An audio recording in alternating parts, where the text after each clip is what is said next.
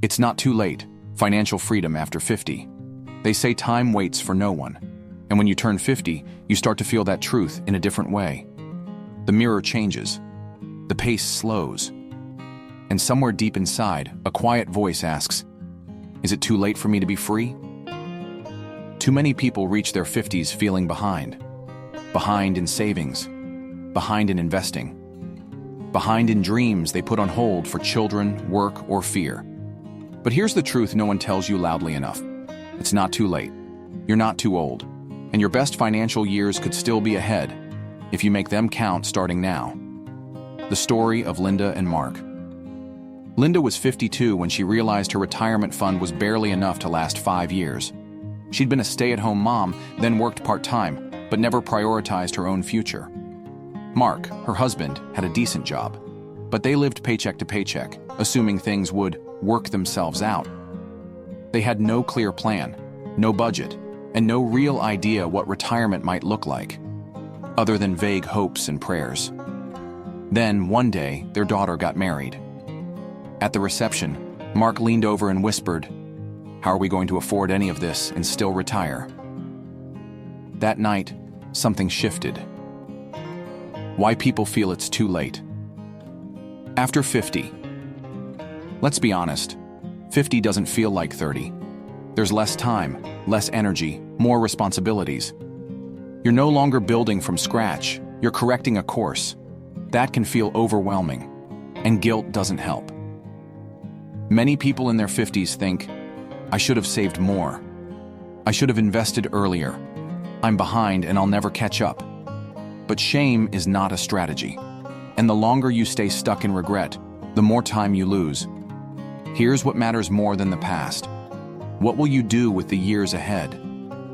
The truth about starting late. You may not have 30 years left to invest, but you have something even more powerful: clarity. At 50, you've seen enough to know what matters. You've made mistakes. You've learned. You've survived things that once felt impossible.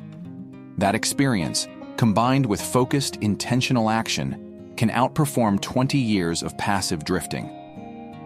Financial freedom after 50 is not about luck. It's about strategy and heart, the new definition of wealth. When you're young, wealth feels like a number.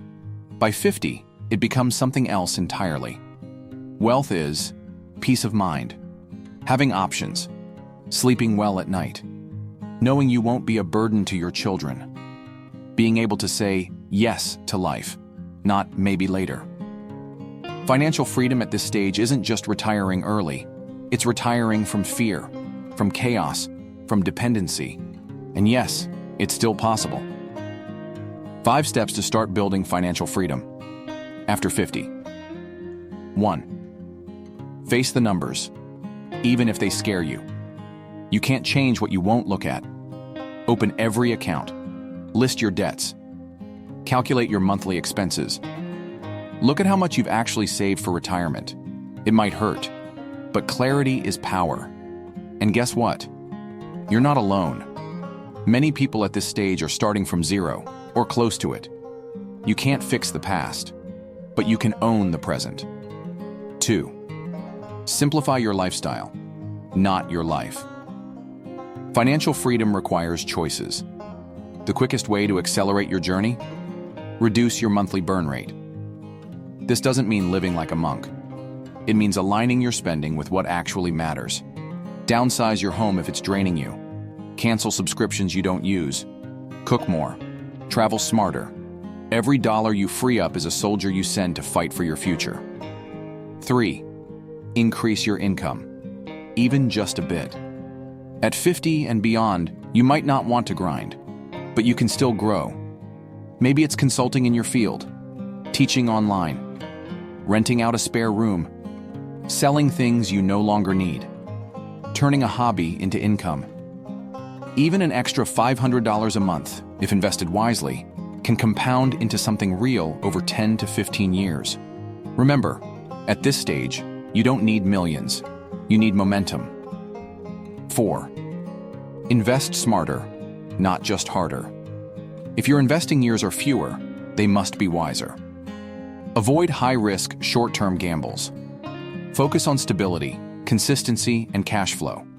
Consider dividend-paying stocks, low-fee index funds, real estate with steady rental income, a diversified retirement portfolio aligned with your risk level. And if you're unsure, work with a fee-only financial advisor. Not a salesperson, a partner. Your future deserves informed decisions. 5. Protect what you have. At this point in life, wealth protection is as important as wealth building. Do you have health insurance, life insurance, if someone depends on you? Long-term care planning? A will and legal documents in place? You've worked hard to build what you have. Don't leave it vulnerable to accidents, illness, or legal confusion. Freedom isn't just about growing, it's about securing. What Linda and Mark did differently. After that wedding night, Linda and Mark sat down and created a new plan. They sold their large home and moved into a smaller, charming place they loved. They cut their monthly costs by 40%. Linda started an online store selling handmade candles. Mark took on weekend consulting gigs. They paid off 2 credit cards. They automated retirement contributions.